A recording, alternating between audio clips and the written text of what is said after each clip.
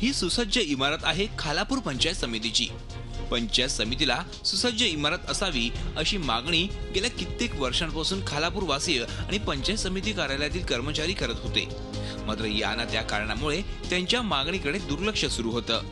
अखेर इथल्या नागरिकांनी झी हेल्पलाईनकडे तक्रार केली आणि झी हेल्पलाईननं याबाबतचं वृत्त प्रकाशित केलं। इतकंच नव्हे तर शासन दरबारी वेळोवेळी पाठपुरावा केला आणि पंचायत समितीची सुसज्ज अशी इमारत उभी राहिली। या इमारतीचं बांधकाम पूर्ण झालं असलं तरी अद्यापही पंचायत समितीचं सारं कामकाज चालतं ते एका गोडाऊन वजा कार्यालयातून। इमारतीचं उद्घाटनच न झाल्यानं अद्याप नवी इमारत कामकाजासाठी वापरण्यात आलीच नाही आणि याचा त्रास इथल्या कर्मचाऱ्यांना आणि इथं येणाऱ्या नागरिकांना होतोय। दुपारचा जेवणाचा डब्बा सुद्धा खाताना किती त्रास होतोय आणि ग्रामीण भागातून संपूर्ण तालुक्यातून आलेल्या जनतेला तिथं कशा पद्धतीने ताटकळीत उभं राहावं लागतंय। ग्रामविकास मंत्री पंकजा मुंडे यांच्या हस्ते या इमारतीचं उद्घाटन करायचंय, पण अनेकदा मागणी करून देखील त्यांच्या तारखाच मिळत नसल्यानं अखेर इथल्या कर्मचाऱ्यांनी झी हेल्पलाईनशी संपर्क साधला।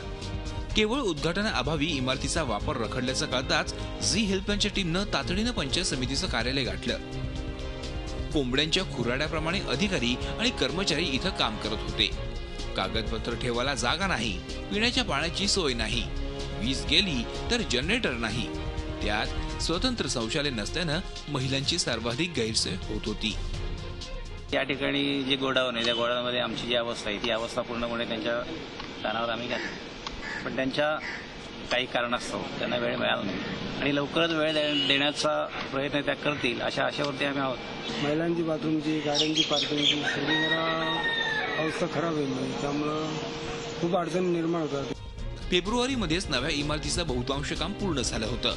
नवीन इमारतीमध्ये सभापती, उपसभापती तर गटविकास अधिकारी यांच्यासह शेती, बांधकाम, शिक्षण, आरोग्य, महिला बालकल्याण, पशुसंवर्धन अशा सर्व विभागांची स्वतंत्र अशी सोय करण्यात आली आहे। पिण्याचं पाणी, शौचालय, जनरेटर सारं काही तयार आहे। मात्र इमारतीचं उद्घाटनच न झाल्यानं आता या इमारतीचंही नुकसान होऊ लागलंय। नागरिकांचं असेल, कर्मचाऱ्यांची, सगळ्यांची तिथे अभावी अडचण तर होतेच आहे आणि ती टाळण्यासाठीच आमचा प्रकर्षाने प्रयत्न चालू आहे की ताबडतोब नवीन इमारतीमध्ये जाऊन कसा कार्यभार सांभाळता येईल। उद्घाटनाची तारीख मिळण्याबाबत आम्ही माननीय मंत्री महोदय मुंडे मॅडम तसेच माननीय राज्यमंत्री केसरकर साहेब यांची आम्ही भेट घेतली आहे। त्यामुळे त्यांची पण लवकरच आपल्याला तारीख मिळून आपली पंचायत समिती जे आता तात्पुरत्या गोडाऊनमध्ये आहे ते लवकरच स्थलांतरित होण्यास त्यामुळे मदत होईल। या इमारतीचा प्रश्न घेऊन झी हेल्पलाईनच्या टीमनं उरणचे आमदार मनोहर भोईर यांना गाठलं। त्यांनी तातडीने या प्रकरणाची दखल घेतली।